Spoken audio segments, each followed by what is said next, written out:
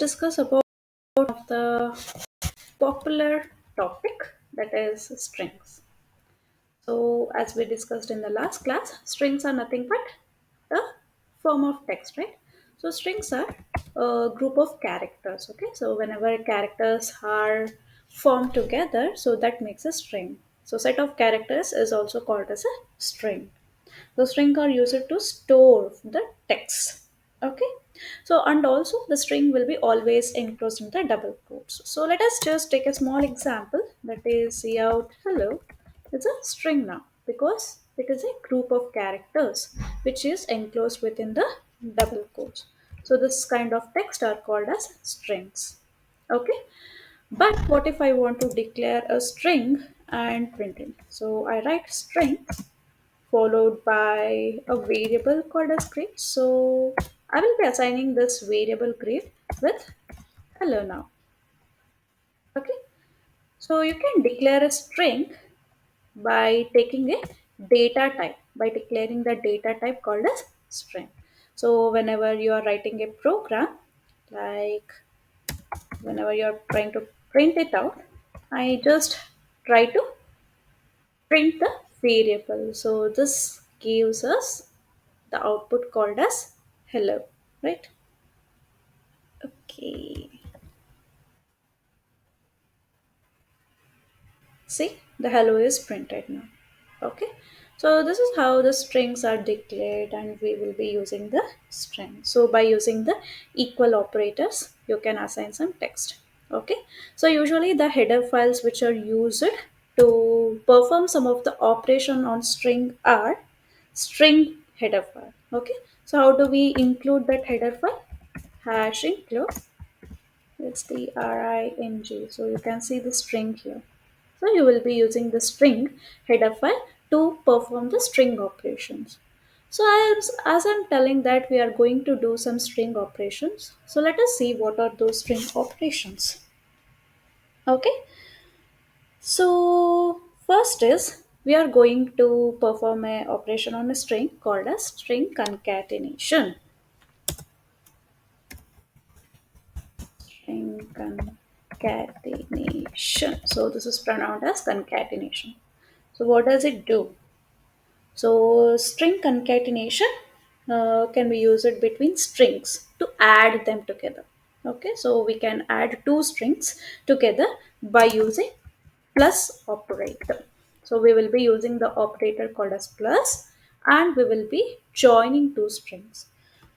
Okay, so this process is called as concatenation. Okay, so let us take a small example to see what is this concatenation does. Okay, so I will take for IST first name,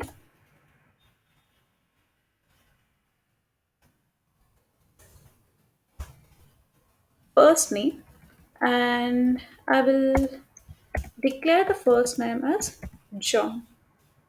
Okay, and also I'm gonna take the last name. So last name is Josh. Okay, John Josh. So now what I wanted to do is I want to add these both strings. Okay, so I want to print the full name called as John Josh. The person's name is John Josh. So what I will be doing, as I said, we will be using this string concatenation here. Okay, so I will also take another string called as full name now. Okay, so what is the full name of that person? It is first name is the last name. Okay, so first name is the variable name where first name holds John, whereas last name holds the Joe. So that is the reason we are printing first name and the last name. Okay, so when you try to print the full name now, so what is the expected output? So let us see what might be the output now. Okay, so this is John Josh.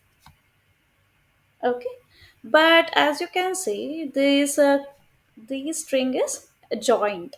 Okay, so because we are using the concatenation, the string is joined, but I need a small space to make it clear, like to make it presentable.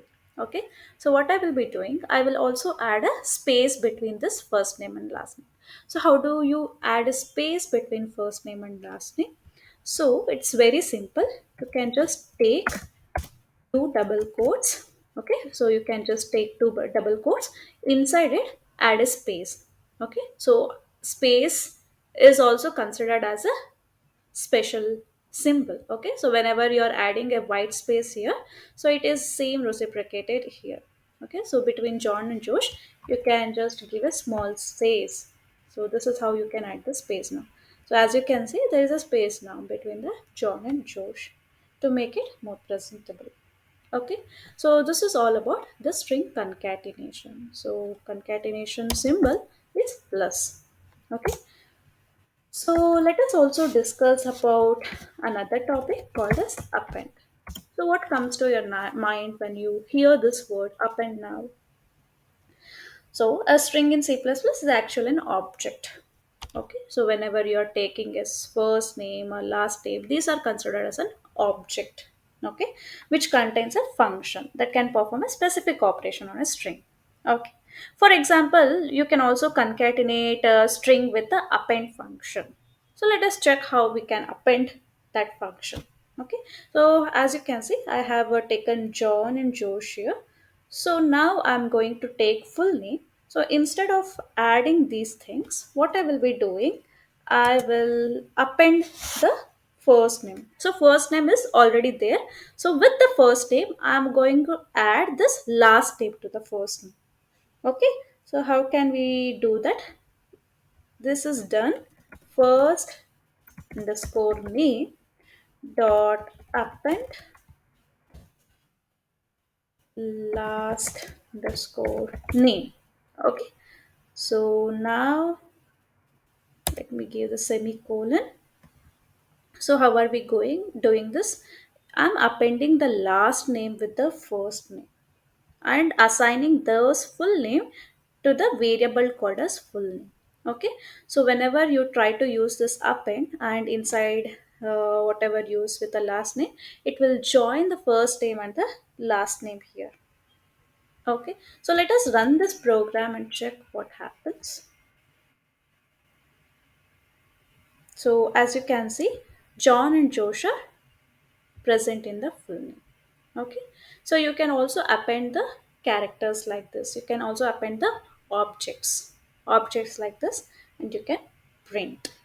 Okay, so this is all about the append function. So we have discussed about string concatenation and append now. So let us also discuss about C++ numbers and strings. Okay, so why is this numbers inside strings now? So sometimes we might be in need of numbers along with the strings. Okay, for example, adding numbers in the string. So whenever you want to add some numbers with the string, what can be done? Can it be like directly we can add a number to a string? No, it's not possible. So C++ uses the plus operator for both addition and concatenation. Okay, so whenever you are taking an example for plus, so what does this plus do?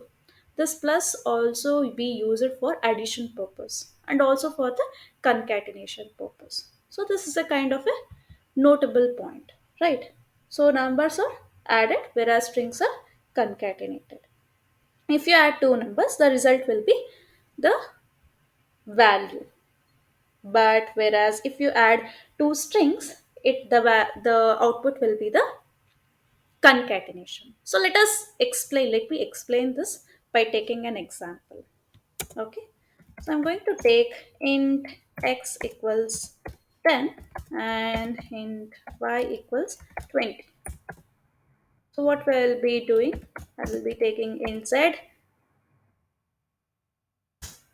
Be careful while giving a gap here. Okay, so I'm going to add this x plus y and print z now. So what is the expected output? So this plus is now playing between two variables which are of integer type. So the now answer will be obviously some mathematical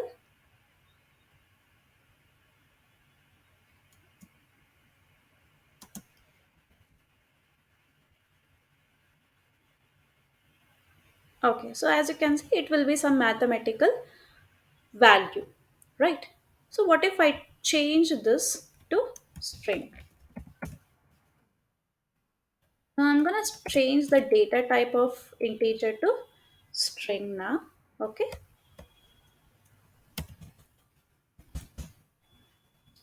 So whenever you're taking a string, so what it should be enclosed within the double quote. So make sure you enclose within the double quotes.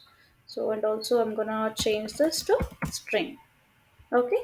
So now whenever you're trying to add x plus y, so what might be the expected answer? Let's see. So before that, just pause the video and take a guess what might be the answer. So is it 10 plus 20, which is 30, or is it just concatenated like that? So as you can see, it's just concatenated like that.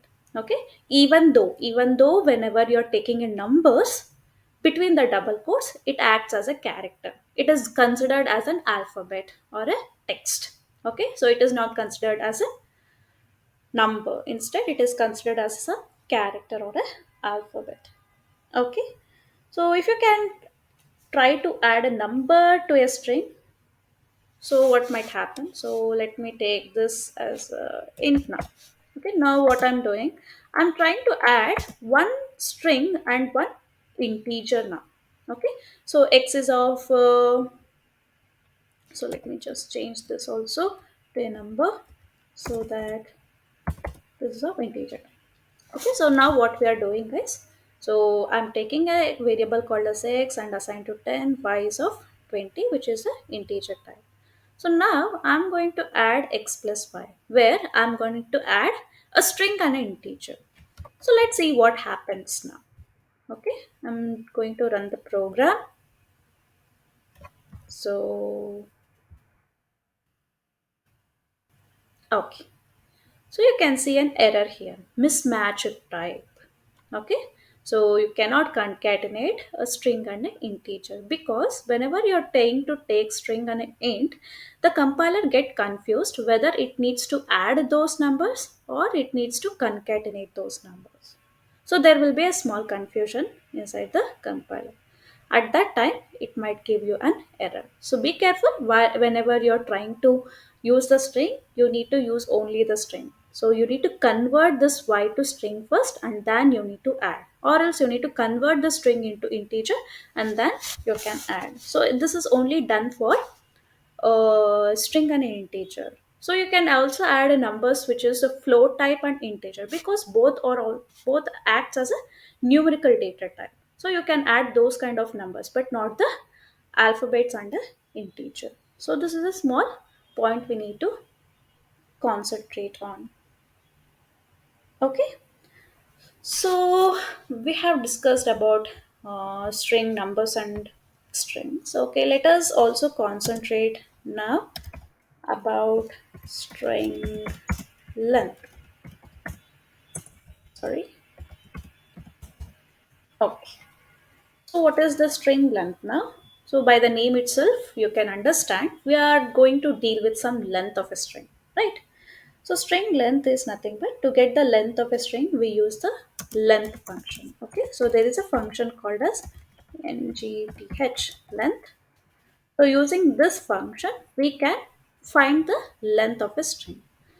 So let us take an example for how this length works. Okay, so I'm going to just delete this string equals x equals. So I'm going to take a b c d e f g h I j. So how many alphabets are there? It is 1, 2, 3, 4, 5, 6, 7, 8, 9, 10. Okay, so there are 10 alphabets. So now we can count if it is of small size. But what if I take some 3 to 4 lines of alphabets? So what can be done at that? So we can't just physically keep on trying to read the length of a string. Instead of that, we will be using a length function, that is cout. So how do we use the length function? We are going to write the string name followed by dot operator and length, and you close and open the parenthesis. Okay, so let us run the program. So as you can see, it is of 10 length. Okay, so you can also add an extra text here. The length of the string x is, you can also add like this.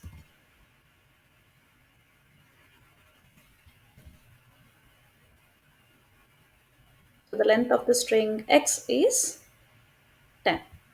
Okay, so how do we use the length function?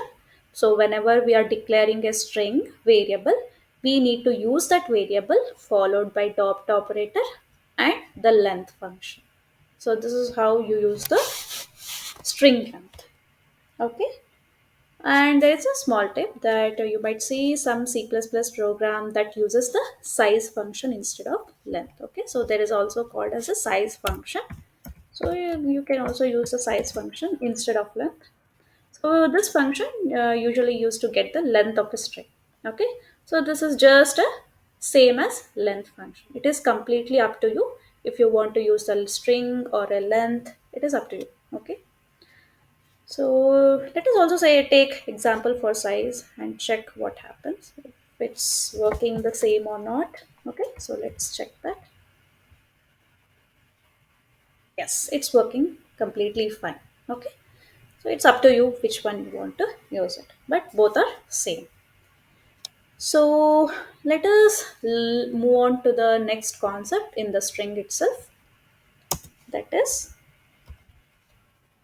C++ access strings. So what is this access? Access is nothing but you are getting something, right? So accessing. You can access the character in a string. Okay, so whenever you're taking some string, so you can access some of the characters here. If at all you want to access this d, you can do that.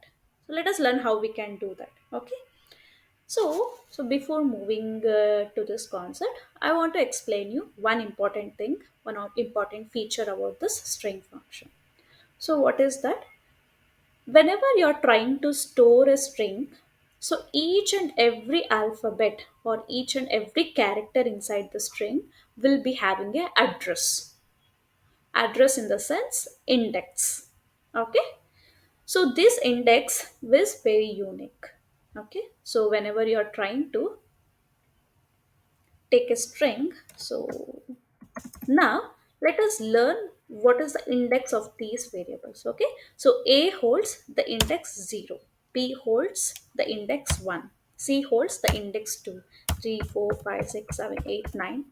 Okay, so the last letter J holds the index 9.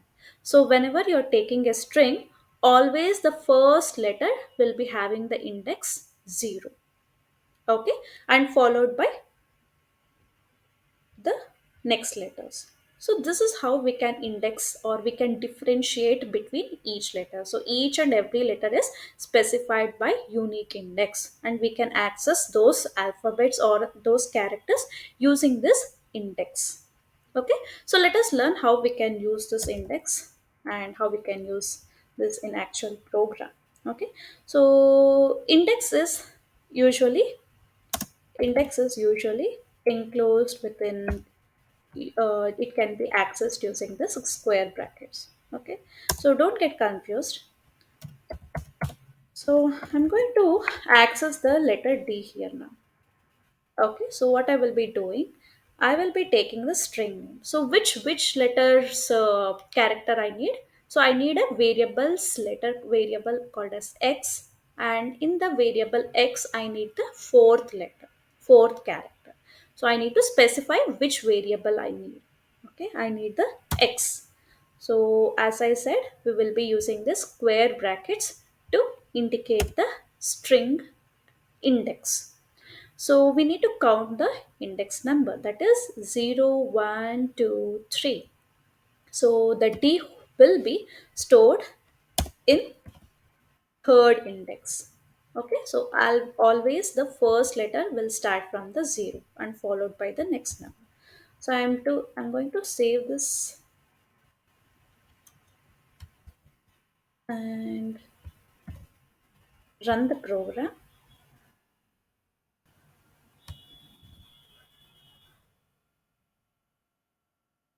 Okay, so as you can see, the D is okay.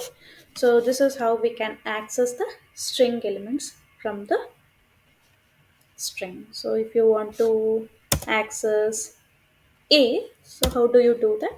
You will be writing the 0, that is the first address. So like this you can access the first letter.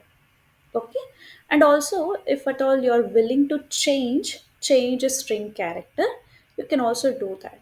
So how can I do that? Now I want to change this A to Z. Okay, so what I will be doing, what is the address of A? That is 0, right? So each and every alphabet is having a unique address, and now x of 0 is nothing but A. So instead of A, what I will be doing, I will rewrite this as Z now. Okay, so when you print the string here, so before changing I'm going to print the string x. Okay, so after changing I'm going to print